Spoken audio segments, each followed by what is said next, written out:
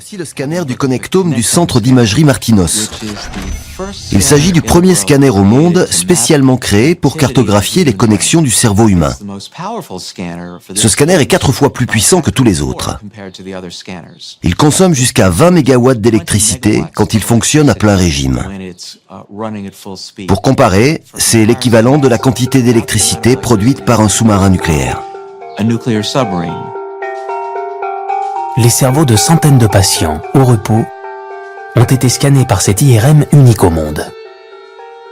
Les chercheurs ont également conçu un casque spécial pour capter les connexions cérébrales avec la plus grande précision possible.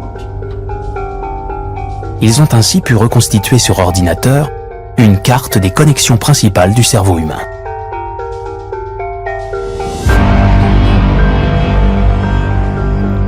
Chaque trait de couleur correspond à une sorte d'autoroute sur laquelle circulent les informations entre les différentes zones cérébrales.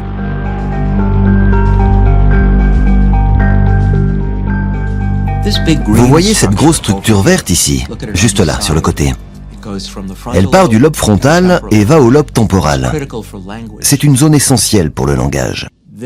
Ce chemin connecte la parole avec la zone qui commande la bouche qui se trouve ici et va jusqu'à la zone qui gère l'audition.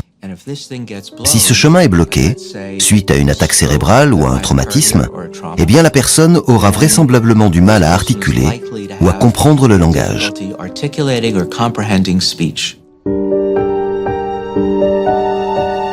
Cette image est comme un instantané des flux d'informations qui circulent en permanence à l'intérieur de notre cerveau.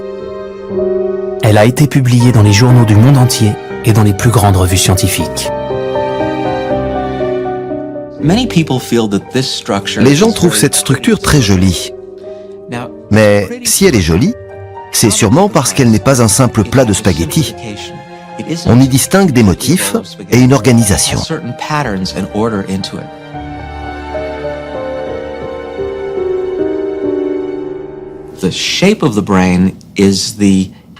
La forme du cerveau est un produit direct de l'évolution. Il s'avère que le cerveau de la plupart des animaux sur Terre est bilatéral, avec un côté gauche et un côté droit, un avant et un arrière. Donc, ça semble être le plan de base de tout système nerveux. Tous les cerveaux biologiques sont comme ça. Pourquoi? Probablement parce que cela rendait possible le déplacement.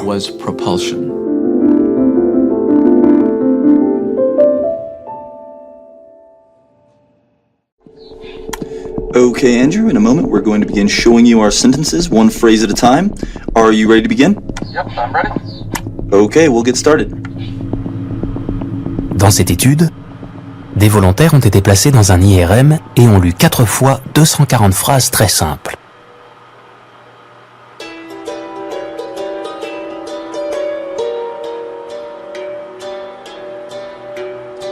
Le policier a arrêté le conducteur en colère. La victime avait peur du criminel. Le journaliste a interviewé le juge. L'arbre était vert. En fonction de la phrase, sa lecture activera plus ou moins certaines zones de notre cerveau. Okay, Andrew, you're all done. L'expérience a montré que les différentes personnes testées avaient une activité neuronale assez proche pour chacune des phrases. Nous croyons être différents les uns des autres parce que nous parlons des langues différentes et que nous portons des habits différents.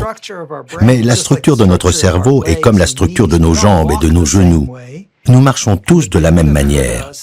Et même si cela ne paraît pas évident, nous pensons de manière très similaire. Par exemple, le concept de pomme. Tout le monde tient une pomme de la même manière. Tout le monde mord dans une pomme de la même manière. Et quand on pense à une pomme, on a tous des activations cérébrales similaires. C'est une découverte fantastique que nous avons faite. Nous avons des points communs dans nos cerveaux.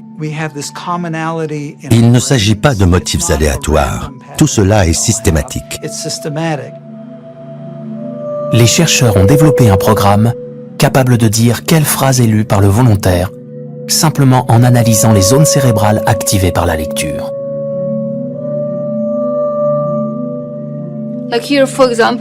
Ici, l'ordinateur doit détecter que la phrase lue est « La victime avait peur du criminel ».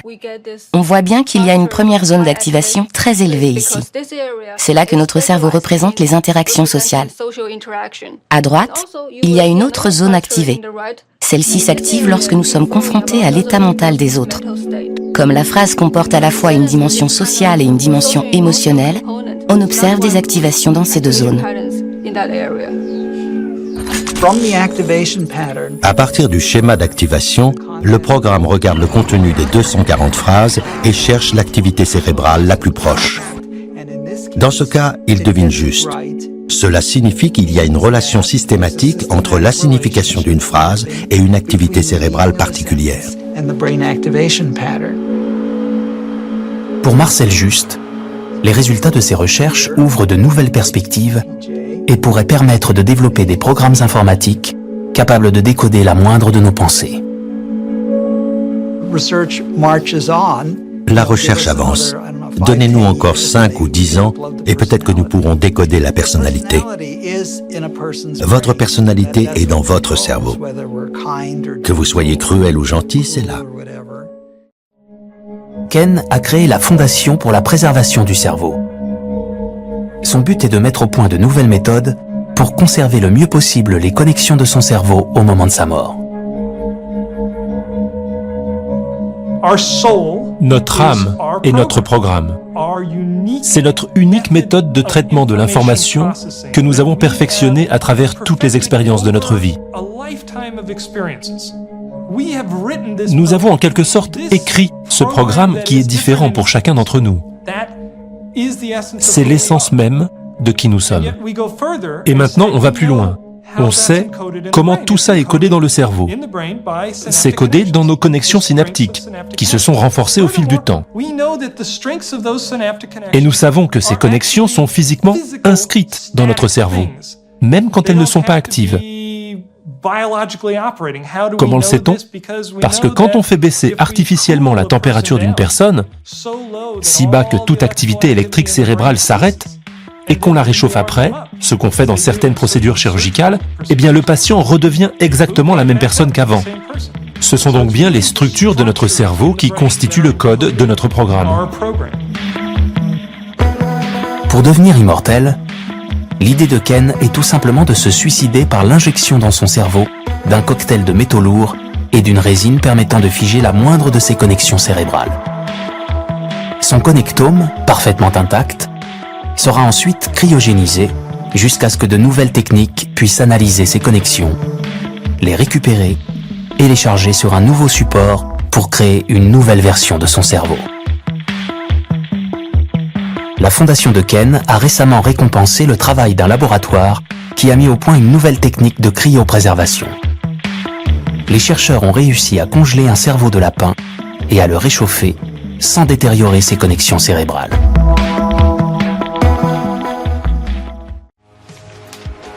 À force d'entraînement, Aurora a réussi à ce que le signal électrique envoyé par son cerveau soit décodable par la machine. Aller à gauche, aller tout droit ou reculer, chaque action commandée par le cerveau du singe était donc comprise par la machine.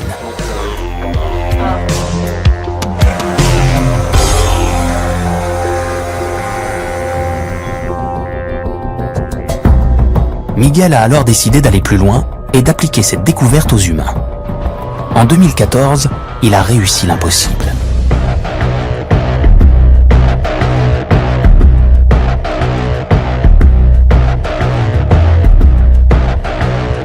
Un paraplégique équipé d'un exosquelette a donné le coup d'envoi de la Coupe du monde de foot.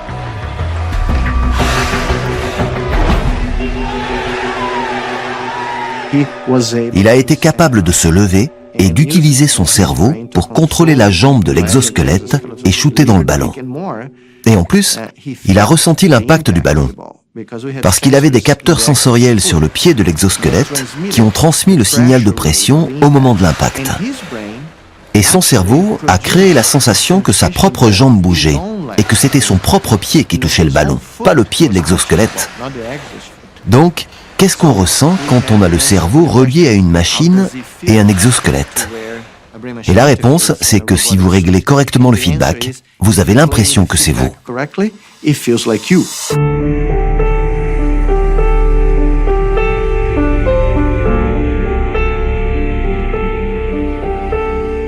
Les recherches de Miguel Nicolelis posent une question cruciale qui risque de changer notre rapport au monde.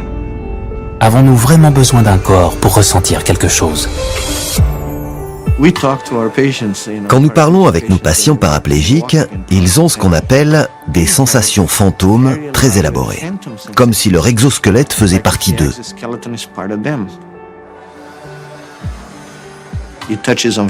Ça soulève des questions fondamentales sur ce que c'est que d'être humain.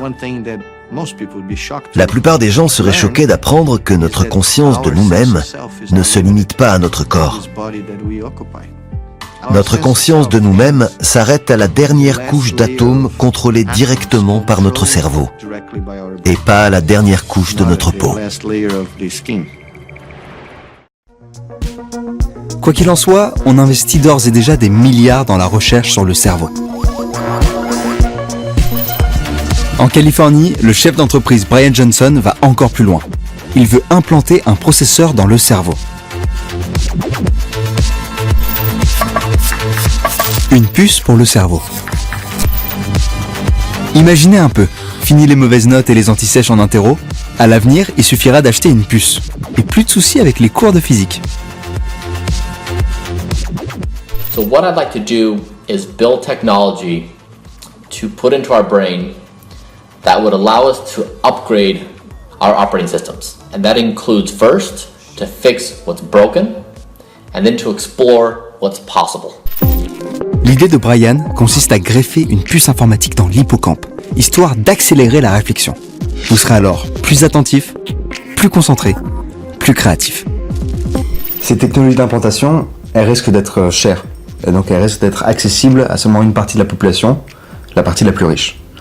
Donc on va avoir une augmentation des inégalités entre les pauvres qui vont rester humains et les riches qui vont devenir surhumains.